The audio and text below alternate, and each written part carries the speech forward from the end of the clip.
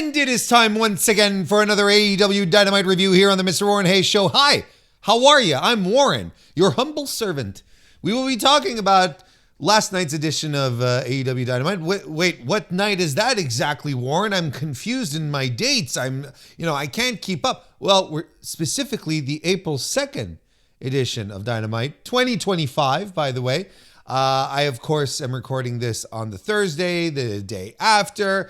We're back in the saddle. Last week had to do a little impromptu kind of immediate post-show instant reaction thing. Now we're back to our usual concept where I sleep on the Dynamite, come back fresh, with a fresh perspective on things, rested, ready to go, and more importantly, back in the chair. That's the most important part of it all. So the Go Home Dynamite is what we're talking about. The Go Home Dynamite for AEW Dynasty, which is happening this weekend. I guess the show was good. I don't know. I feel very perplexed after watching this Dynamite because there's stuff that was advanced, but I feel overall the show, I feel overall Dynamite did a better job last week of building the pay-per-view than it did this week, the show before the pay-per-view. No Kenny Omega, no Speedball, no Ricochet, and that to me is that's a marquee match on the show. I think they set up a lot for the Owen, which I am not going to complain about, which is good. I wish Toni would give more time for the brackets and the layout of a tournament. I wish he'd do that more with all. I wish he'd do that with all his tournaments, particularly with the C2, the Continental Classic. I wish he'd do that because, it gives you more time to think about it. You can speculate. You can do some bracketology. Like, that stuff is fun, right? But there was a certain amount of space that was reserved for that, which again is a little odd because we're going into Dynasty, which already only had a 2-week build. But there are some Owen matches that are going to be featured on Dynasty. So, it's like, I understand that it was a quick build. It's a short build, and there's, you can only do so much. But I understand this was a quick build, to Dynasty, and you have to get things going because clearly the Owen is going to play a huge part in the main event of Y'all In. So, I understand the complexity of it all. It just ended up being a go-home show where I'm like, well, they continued to build the main angle well, and everything else is kind of like, I don't know what to think about it, really. So, I'm kind of half and half on last night's Dynamite is what I'm trying to say. But why don't we just get into it? Let's just start breaking this down. The as we mentioned, the April 2nd edition of AEW Dynamite in Peoria, Illinois, at the Peoria Civic Center. 2,511 tickets were distributed for the show. This is not the final count, of course, according to WrestleTix. Per usual, I don't have the final count by the time that I record the show, but this should give you this was yesterday's update before the show, so we're probably going to be around that vicinity. Last time that AEW came to the Peoria Civic Center, it was for an edition of Collision last April, actually, on April 20th, and they drew more people, 3,047 people attended that taping of Collision. So 2,511 this time around. It's under the year-to-date average for Dynamite, which is 2,719 tickets so far. So yeah, it is what it is. Don't want to rehash the same post. I will say that This Peoria crowd, while I don't think it was a bad crowd, it has been one of the less hot audiences that AEW has had since they decided to go to smaller venues. Again, I'm not saying I don't think it was a bad crowd, but there have been hotter crowds. That's essentially what I'm trying to say here. But, we're going to leave it at that. I don't want to get into the usual rigmarole. I feel like I really repeat myself a lot. The attendance situation for AEW is what it is right now. There's nothing really remarkable. I think things are better than what they were, but still it's not like, we're not back to these incredible TV tapings. That's just not the case right now. And which makes it a little boring to it makes it a little boring to cover at the same time, because there's really nothing more to add than the usual analysis that I can provide week after week. So the show started off with a match with the Death Riders. The show started off with the mixed tornado tag team match where Swerve, Strickland, and Willow Nightingale defeated Jon Moxley and Marina Shafir. At the start of the match, during presentations, or the entrance, I should say, for the Death Rider team, commentary said that Jay White was going to be taken out of the Owen. Unfortunately, they kayfabed it as Jay White having been attacked by the Death Riders before the start of tonight's Dynamite. And when that happened, I sort of scratched my beard a little bit. I was like, hey, well, that's kind of curious. Why wouldn't you put it on TV then? What's this? Why would you do this? It's a little suspicious. Fightful Select then reported shortly thereafter that Jay White was indeed injured, an injury that actually required surgery. No more details were given until earlier this morning on Wrestling Observer Radio, when Dave Meltzer stated that he was dealing with an injury to his hand, and that was the reason why he was taken out of the tournament. And apparently, it's severe enough to require injury. Man, Jay White's AEW run has been snake bitten, and it really stinks. I think this is his second significant injury since he joined the roster, and he's always a guy who's over. He's always a guy who works hard. It stinks, and we wish him the best on his recovery. Hopefully, it's speedy.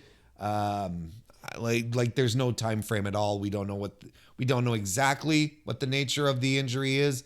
What kind of surgery he's getting. Will he be back in time for Y'all In? I don't know. I couldn't tell you. But as for the match itself, look, it was a chaotic brawl.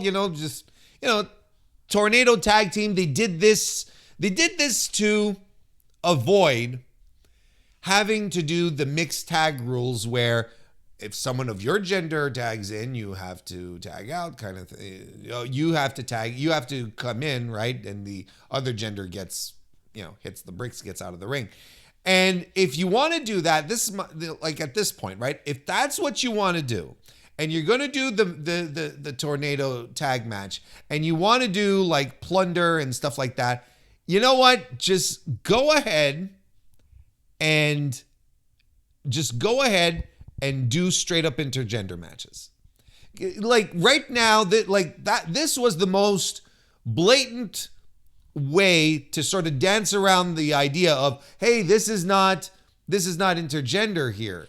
We're just, we're still doing the mixed tag rules. This is not intergender. Don't worry about it, pal.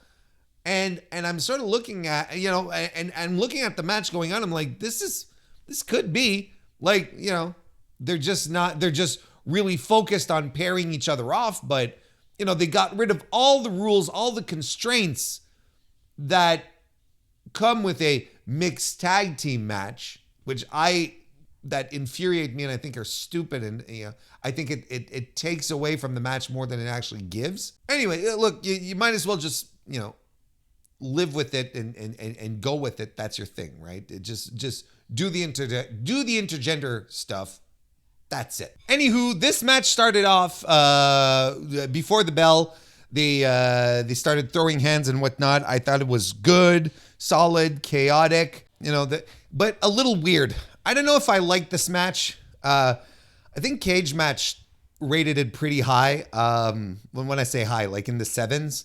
I don't know if I'd go as high as that. I don't think it was like there was some stuff that was a little sloppy and a little strange, when the dudes threatened to hit their finishers on the women and they both like lower, they like concede and like, oh yeah, we'll put them down, not, just put them down gently instead of hitting. Like that was all right, but it was also kind of, I don't know, it was kind of sloppy. I'm not, and listen, let's be real here. Marina Shafir is not good at pro wrestling. Okay, she's just not good. Her timing is off. She doesn't seem to be in the right spots. She did this really dangerous power bomb off the apron on Willow through a table, and she could not lift Willow. Like she didn't get full extension on it, and she just like dropped her. She lifted her up a bit and she just dropped her, and Willow, made it to the table.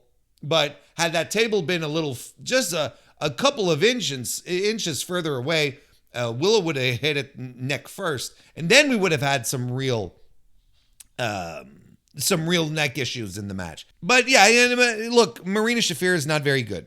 That's all there is to it. I think she has a great role with the Death Riders, being Mox's heater. I think it's good for her. I think she's very credible in that role. But when it comes to pro wrestle, I don't think she's very good. The match comes to an end when Swerve goes for the house call on Mox, but Shafir pushes Mox out of the way to take the bullet, and Willow then lifts her up for a doctor bomb.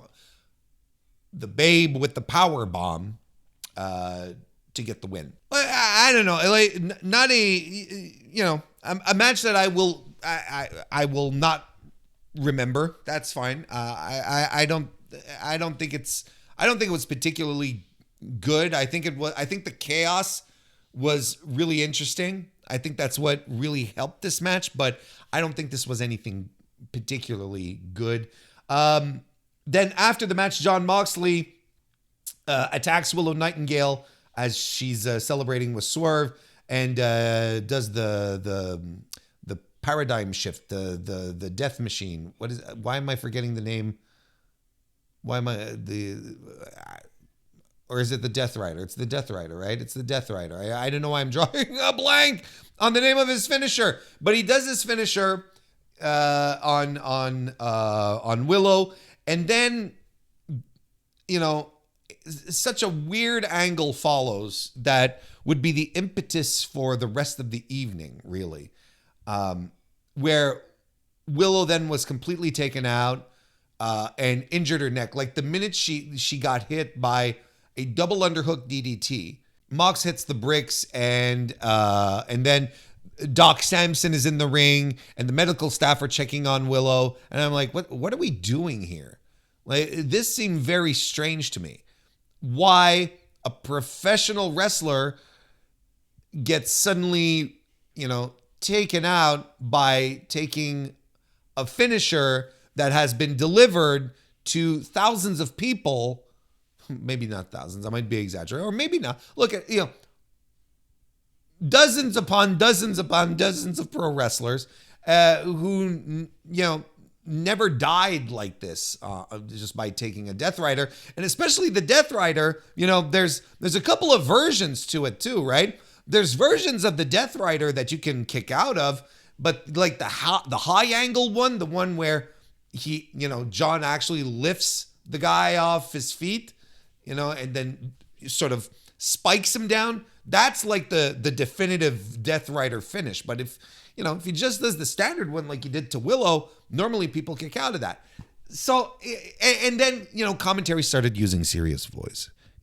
oh my, we've got the medical team checking over Willow.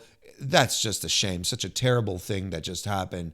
An unspeakable act by Jon Moxley. He hit his fucking finisher. Why are we talking about unspeakable? Let's just say the very quiet part out loud, shall we? Let's go ahead and say the quiet part out loud. The lady took a man's finisher. A big, muscular muscle man delivered his big finisher on the lady. So it's way too much for a lady to take, right? I mean, that's essentially what we're telling here. That's the story we're telling. Oh, Willow had neck injuries in the past. Okay, maybe she shouldn't be wrestling then if this is that much of an issue. Why is it that suddenly Jon Moxley's finisher is like this killer destructive force when I have seen multiple people kick out of it? No one has ever complained about neck injuries, but Willow has had neck injuries in the past, and this is why we're doing this. Like the look of this was extremely off. It doesn't make sense to me that Willow, a pro wrestler, and who has, by the way, also competed multiple times in intergender matches throughout her career, and has taken much more significant damage and finishers than this. It doesn't make sense that this would wipe her off the map. That's the issue I have. And that suddenly it becomes a very grave situation and everyone is concerned for her safety. And, Jon Moxley, what a despicable thing. You know what it reminded me of? Very recent example at the Elimination Chamber match between Kevin Owens and Sami Zayn, when Kevin Owens does a power bomb on the apron and Michael Cole is losing his mind, calling him a sick bastard, and asking for the match to end. And I'm like, what is going on? What is this? It's the same level, but I think there's a quiet part that's not being, there's a quiet part that's not being said out loud here. And it's weird. It's weird. And it became like the motivating factor for Swerve, for his shenanigans for the rest of the evening, which we will get to. We get FTR, who are backstage, Dax Harwood and Cash Wheeler. And Paul Turner, the referee that Dax roughed up on Collision this week. Dax was required, he was fined, I should say. Dax was fined $10,000 for putting his hands on Paul Turner and roughing him up. So he wanted to have Paul Turner there to show him that there was no hard feelings and give him the check directly. Now, I don't think that's how fines work. I feel in the way they presented it that Dax was giving Paul Turner the $10,000 to him, as a I'm sorry, as opposed to a fine whom he should be paying AEW. He should be giving it to Tony Khan or, Jerry Lynn or, Christopher Daniels.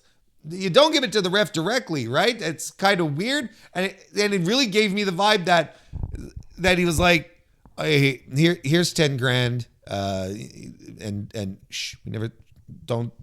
never say a thing about this again, kind of thing. It was a little weird. And then Dax apologizes to Cash, who he shoved in the melee that ensued after the Paul Turner incident. And Cash said, it's all fine and good. We're brothers. We've got a match this weekend. But after that match, we've got to talk seriously. We got to have a serious conversation, I think is what he said. So let's see what happens with the FTR moving forward. Can't say I'm super invested into it so far, but it's something. Then we got the reveal for the Owen Hart Foundation tournament brackets, which was pretty cool. We saw the brackets, of course, so we have the layout for the tournament.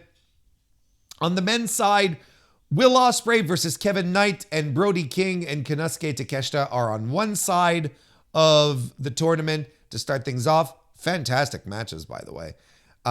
And on the other side, we've got Mark Briscoe versus Kyle Fletcher again. I'm not complaining. And Adam Page versus a wild card. Okay. So I think that on the men's side, the tournament is really stacked. There's a lot of really interesting, exciting matches in this that I am really compelled and excited to get into. I think Will Ospreay versus Kevin Knight is going to be a great opener. On top of that, they're doing that this weekend at Dynasty, so that should be a lot of fun. We were told by commentary that Kevin Knight is taking Jay White's spot, so we can only assume that on Dynasty it was supposed to be Ospreay versus Jay White. This is what we're getting instead. Christ, what a way to start for Kevin Knight. They're just literally throwing him into the deep end, and I'll be very, very excited to see how that turns out with Will this weekend. Out the gate, first pay-per-view appearance. I mean, that's tremendous. But he's a very good wrestler. He's a good wrestler. I think he's got a lot of upside. I think he has a very high ceiling. Kevin Knight does. So we're on the ground floor of something really fun here. Brody and Takeshita is going to be fantastic. I'm very excited about that. Mark Briscoe and Kyle Fletcher, again, we've seen this match a couple of times. I don't mind seeing it again. I think these two work really, really well together. And maybe finally here, Mark Briscoe is going to get a win here. Maybe he's going to get a little comeuppance on Fletcher, which is interesting. And Hangman Adam Page versus a wild card. I don't know who or what that wild card could be. It could be as basic as Swerve Strickland after losing to John Moxley is in the tournament. It could be Moxley after losing puts himself into the tournament. There's a lot of possibilities, and I don't know if any of them connect with Adam Page winning the match and moving on, right? Unless it's someone very nondescript, like I've heard some people say, oh, Josh Alexander. This would be a good spot for Josh Alexander. Well, do you want to debut Josh Alexander in a losing effort, right? And then do you debut Josh Alexander to come in and beat a top guy in the company, like right out the gate? Maybe, but I don't think that's necessarily a wise decision. Anyway, it's a very intriguing floor to start things off here. I think this is probably the most solid field in the history of the Owens so far. And you can tell that due to the stakes that are involved here of getting a world championship shot at the biggest show of the year for AEW, their stadium show, I think that's significant. I think that's contributed to this field being booked. I think it's very good. I think it's very, very interesting. On the women's side, I think it's interesting as well. That being said, Jamie Hayter and Billy Starks are going to have a match, as well as Thunder Rosa versus Chris Statlander, opening up on one side of the bracket. On the other side, you have Julia Hart versus Mercedes Moné and Harley Cameron versus Athena. And I think this is, again, a very solid field. I think you've booked, I think all the women that should be booked are booked in here. And I even look at this and I'm like, you can make an argument for four women here to win easily four women to win the entire tournament, right? Jamie Hayter, Statlander, Moné, Athena. I think there's favorites, but you can make a compelling argument for all four here because they're all former champions. They're all considered top women in the division. Like, all this connects. It makes sense. The interesting thing here is that Mercedes and Athena are on the same side of the bracket, and they're likely defeating their opposition, right? Julia Hart is very likely going to lose to Mercedes Moné, and Athena is absolutely defeating Harley Cameron. So in the semifinals, we are going to get the lauded Mercedes Moné Athena match. And that's going to happen on a Dynamite, maybe on, we're 2 weeks out from the spring breakout Dynamite, the one that will cement the fact that Dynamite has been around longer than Monday Nitro. I would see that as a big time. If they want to make that event feel big time, that's probably where they'll book that match.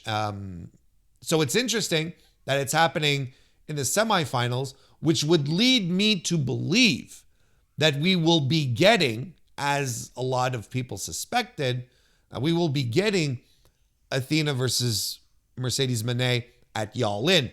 I even think we might get them at Double or Nothing before that for a rematch, and then Y'all In will be the rubber match, which is a booking pattern that we've seen quite a bit in AEW. You have the TV match, you have one pay-per-view match, and then you have a bigger blow-off match on pay-per-view. But yeah, compelling fields for both tournaments. I'm excited to see how this goes. Next, we had Toni Storm defeating Penelope Ford. A nice, fine little TV match. I thought Toni Storm looked really good. I think things slowed down a little bit by Penelope. She always seems to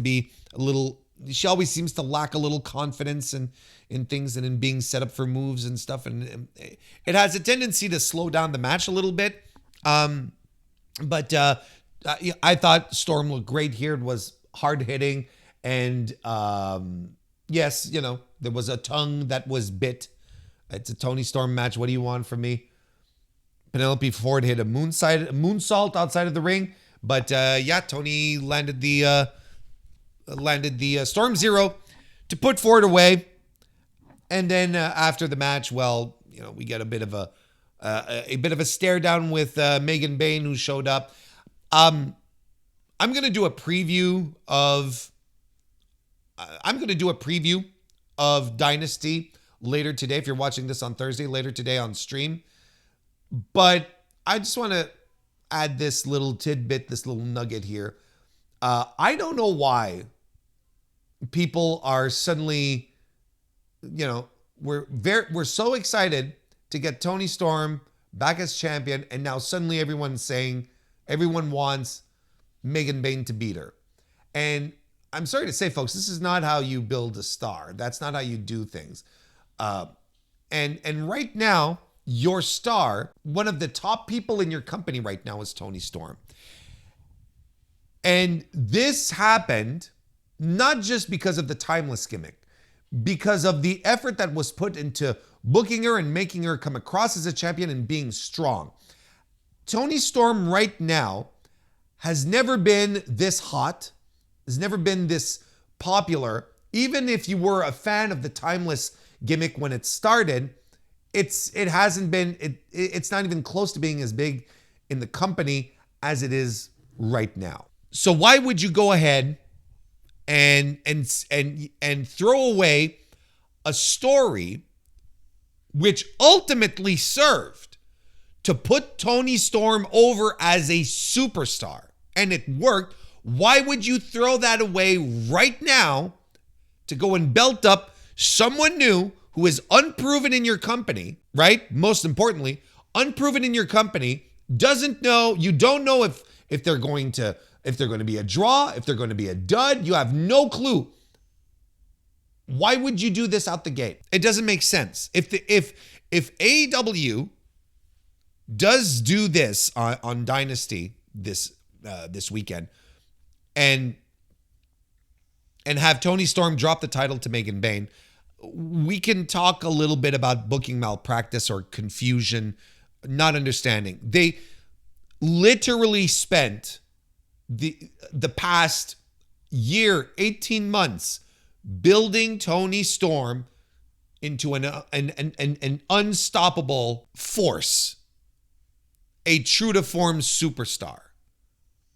I don't know why they throw that all away off a whim, because it's like, oh, big power wrestler must plow through the competition. Like,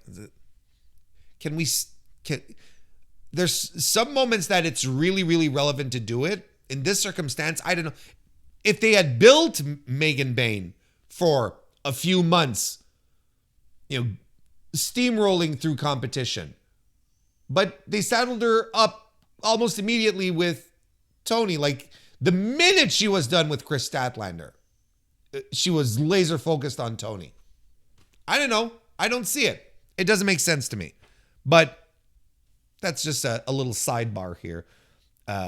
Let's get back to the review. Swerve Strickland is backstage next to he's next to the medical officials as Renee tries to get a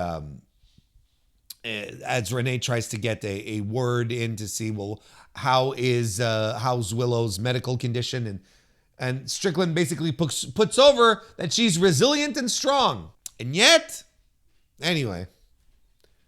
And this is where he basically establishes, where he says, John Moxley, wherever you are, I'm going to find you tonight, and I'm going to get you. That's essentially what he said. I'm going to get you.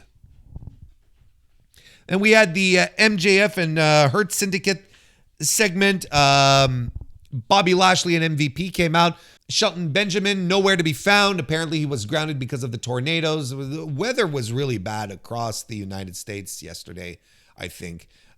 So he couldn't fly in, couldn't make the date. But nonetheless, MVP, Bobby Lashley were there. And MJF, immediately interrupts before they can actually say anything. MJF comes to the ring to sort of make a pitch and tell Bobby, hey, you know what? Why don't you like me? We can all get together. Montel likes me. Why don't you like me?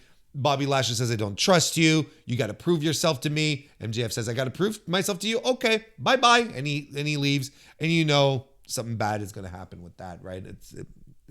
Something bad's going to happen with that. Then Big Bill and Bryan Keith come to the ring for their squash match. And there's crossover with MVP and Bobby Lashley. So, everyone sort of jaw jacks at each other. But the squash match happens. They win. They defeated, hang on a second. Big Bill and Bryan Keith defeated CJ Esparza and Gaige Noonan. And then after the match, Big Bill, Bryan Keith, they say, look, we're proving ourselves. Give us the match. Give us the title match at Dynasty. MVP lifts the mic to say something, but Bobby Lashley shuts him down.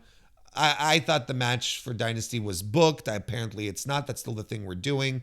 I know some people had a lot of people had issues last week with how MVP conducted himself during the promo segment with Big Bill. I said here, oh, he ate him alive, and I still stand by that. I didn't think it was I didn't think it was all as, I don't think it was a great look, but it was really entertaining. So what, I don't know. I don't know. But the main thing was like people are saying, well, Big Bill and Bryan Keith are being treated like chumps. And I'm like, well, how else are we supposed to treat them? Because they're Chris Jericho's lackeys. They're not, I don't take them seriously. If they were doing this to FTR, I'd be like, huh. If they were doing this to the Bucks, I'd be like, huh. But,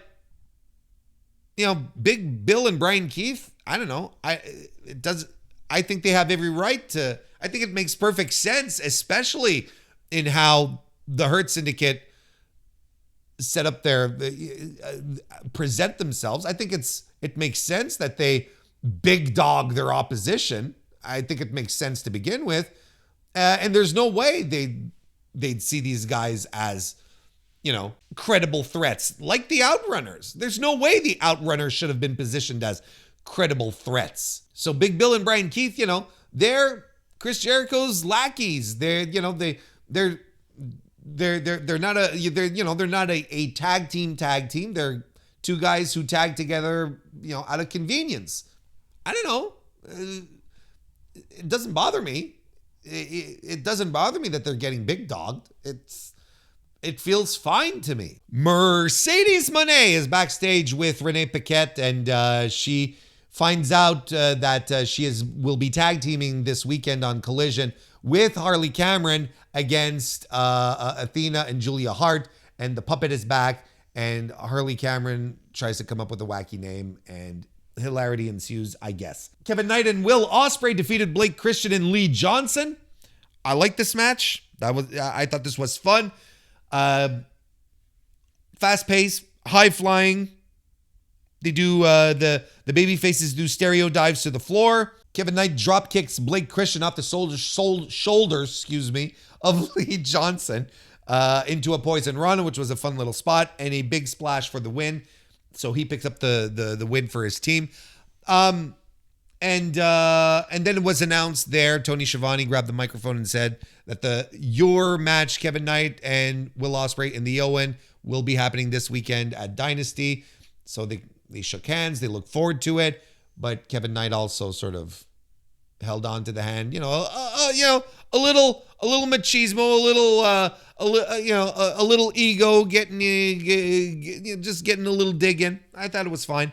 Good little match. I thought it was well worked. You got to think though that AEW sees some pretty nice things, some pretty good things in as it relates to Kevin Knight. He is, this weekend on Collision when he made his big Collision debut, his big AEW debut, I guess. I don't think he had done some Ring of Honor stuff, but I don't think he had been on AEW proper. I don't remember. Look, his debut or re-debut this weekend against Jay White. You know what Jay White's task was? It was to make him look good, and that's exactly what he did. Of course, Knight lost, but Jay White made him look like $1 million in the meantime, and then even put him over in a promo afterwards. And he moves into his next program, and it's with Will Ospreay. Straight out the gate, having a match with Will Ospreay. Look, I would assume that there are some people in AEW who see some really great things in Kevin Knight, as they should. I think Kevin Knight is tremendous. He's come such a long way since he really broke through 4 years ago. I think the past 2 years for Kevin Knight have been particularly revealing. I think this is a guy who wants to wrestle a lot. I think that was maybe a thing that frustrated him with New Japan, where they'd only use him for light heavyweight tag team stuff where he felt maybe he could go a little more. So I wasn't surprised that he decided not to return to Japan once his contract was up this year. And I still think, AEW is the best place for him. And I think, I know he's got a lot to offer. I think we're only scratching the surface. This is a guy who will only improve and will improve right before our eyes, as long as he gets time to wrestle, of course. But clearly someone here sees something in him. And from all reports, from all the stuff that I've heard, apparently a really nice guy backstage, super professional, and a guy who looks to want to put other people over. Works with others, trying to come up with ideas with others. Just a very, very giving dude. And for me, it's a guy who has a very high ceiling. I'm excited to see how far this goes. We get the Ops, who cut a promo backstage. Samoa Joe, Katsuyori Shibata, and Hook, who look tremendous together, right?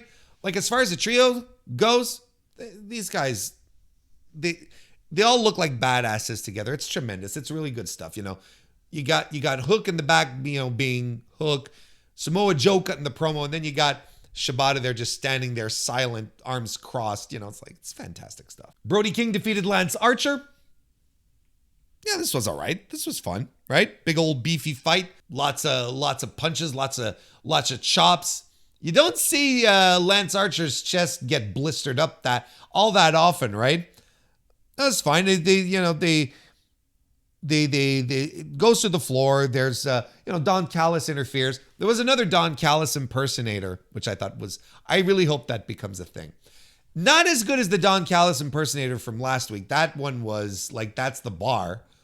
but still really fun. And I like how Don Callis is leaning into it as, cut it out, you marks kind of thing. It's like, I think I kind of like that he's leaning into it. He, establishing that he wants people to do it more, essentially. I'd really like to know what Don Callis told the person ringside who was impersonating him when he leaned in. Like that. I really would have liked to just hear what kind of bullshit he said. That was probably tremendous. Anyway, Brody King won with a big lariat on Lance Archer after breaking Archer down as much as he could. Good little match. I enjoyed it. Good power fight between these two guys. It was a lot of fun. And that leads us to the main event match, at the very least, because that's not how the show ended. Adam Copeland defeated Claudio Castagnoli. I gotta say, the second half of the match, when they came back from commercial, Claudio started to work. Like, I thought at first it was like, all right. I thought it was a little on the slow side. I was like, oh, this is a 2018 WWE main event.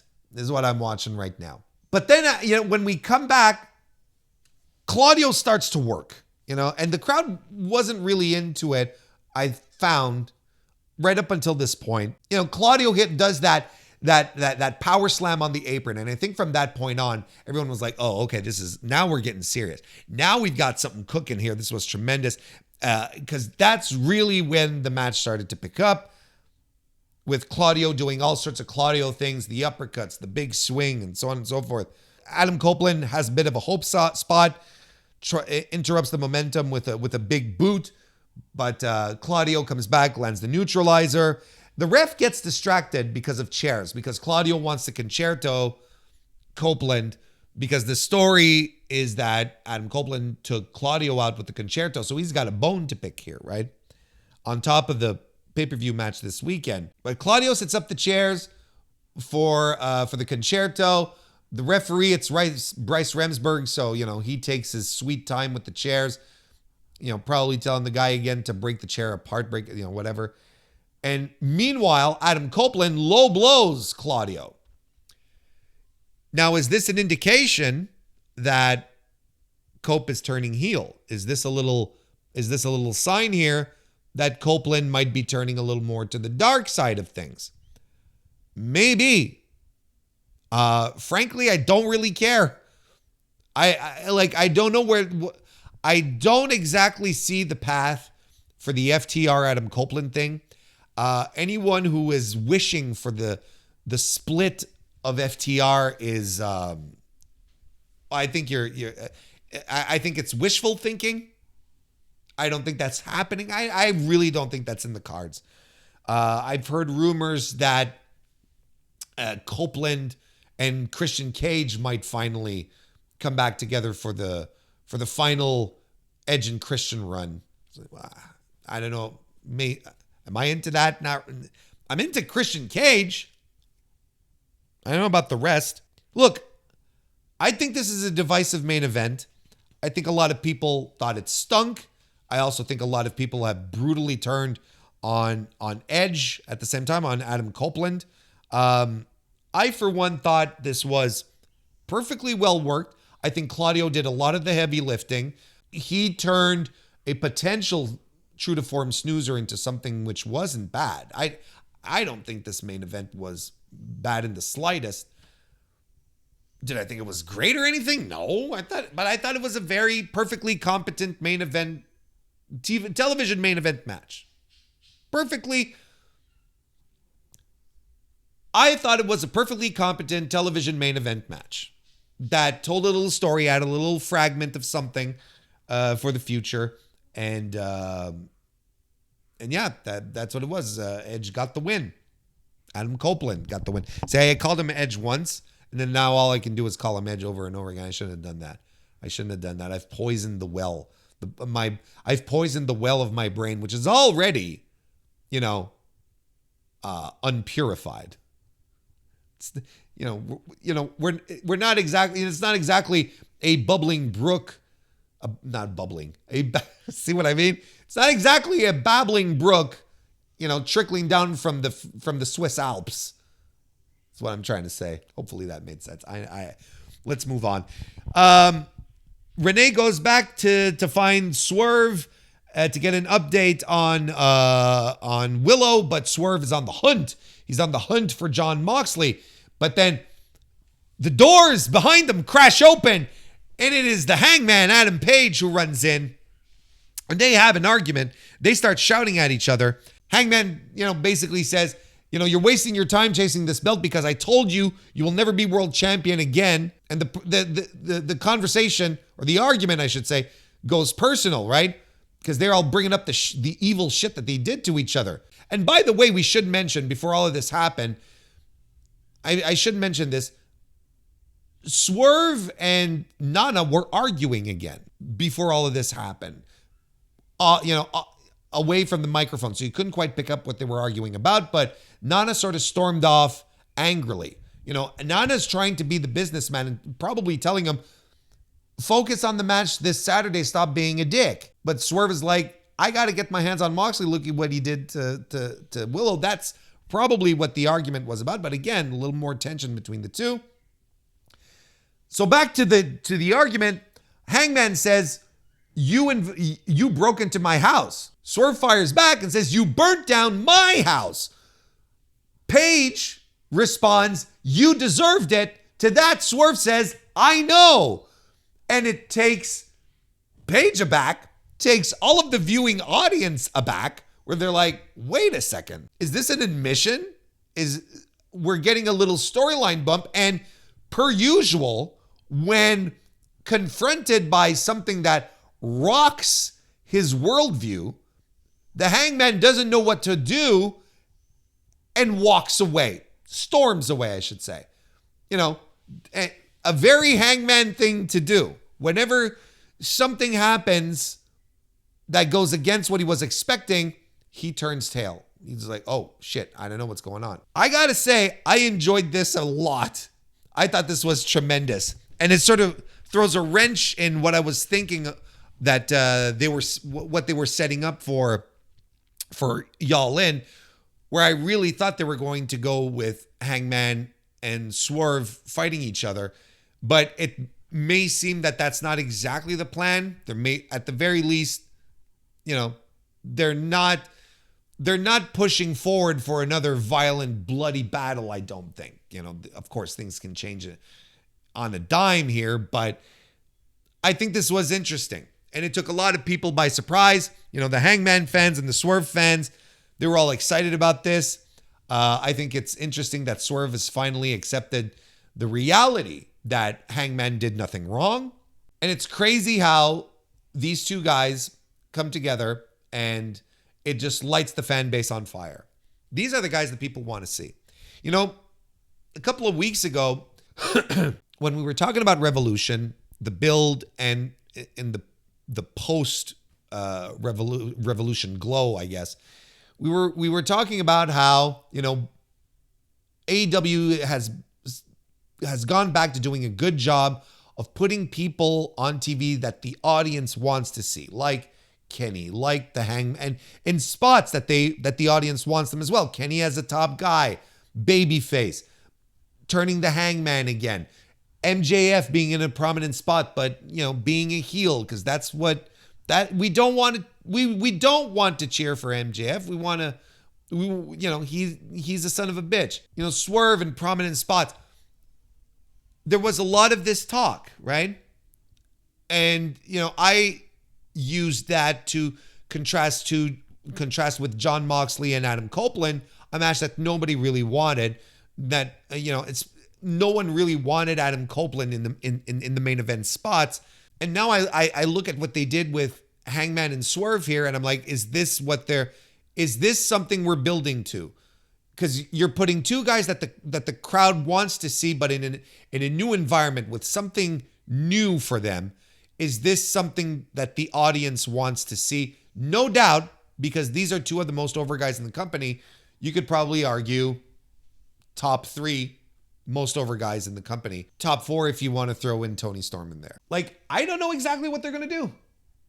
Like, now they've thrown a curveball where I'm not quite sure what the plans are moving forward for these two guys. Are they going to just have a tenuous relationship? Are they going to, like, straight up, declare peace? In my worldview, Hangman Adam Page and Swerve Strickland would never be friends. I've talked about this before, but for me, a generational rivalry, like Sting and Ric Flair, like Tommy Dreamer and Raven. We don't have that anymore in pro wrestling. Yeah, these two guys just be at complete odds with each other for the rest of their career, no matter where they go. They go on the indies, it's still a reality. They go to WWE, it's still a reality. Like, they can never, ever, ever be friends. And I think that's good because pro wrestling, good pro wrestling is powered by hate and anger. I think that kind of stuff works, right? But I'm also pro, trying different things out, having characters evolve, not always being stuck in the same rut, because creatively that's no fun for the performers either. So, I hate to say this, but we'll see how this goes down before I cast any judgments, but this might be a very interesting and unexpected path that they'll be going down, which completely throws a wrench again into what I was thinking for Dynasty and the Owen and finally Y'all In. There's many more question marks, and I think that's a good thing. I think that's a very good thing. So super successful, and I know some people will complain. They'll say, oh, Hangman's on TV only 12 seconds, 12 seconds a show now. They don't have him do anything. But when he's there, every time Adam Page is on TV, it's significant, it's meaningful, and it creates something. I cannot say this enough, and I've been saying this for years at this point. Folks, you never have to worry about the booking of Hangman Adam Page in AEW. The Hangman is fine, and he will always be fine. I don't know who needs to hear that. And if you're a Hangman Adam Page fan, that should be your affirmation. That should be your daily affirmation. The Hangman is fine. Well, then the match, not the match, but the show ends on the Death Riders taking out Swerve. Swerve gets ambushed by Jon Moxley backstage, gets thrown into some kind of glass pane or whatever, and then gets dragged to the ring where the Death Riders beat him up. Wheeler Yuta is there, and he has like a paint can full of glass that he spreads all over the floor. The mat, the ring. And Claudio powerbombs Swerve onto the broken glass. And Claudio powerbombs Swerve onto the broken glass. And the Death Riders rejoice on their big victory. Of course, this was all sugar glass. This was not real glass. How do I know? Because Swerve did the Undertaker sit-up. And he looked very, very mad. And the camera was giving some very clear shots of his back with the glass. And the glass was sort of like just stuck to his back. It wasn't, like stuck. Like, stuck to the sweat.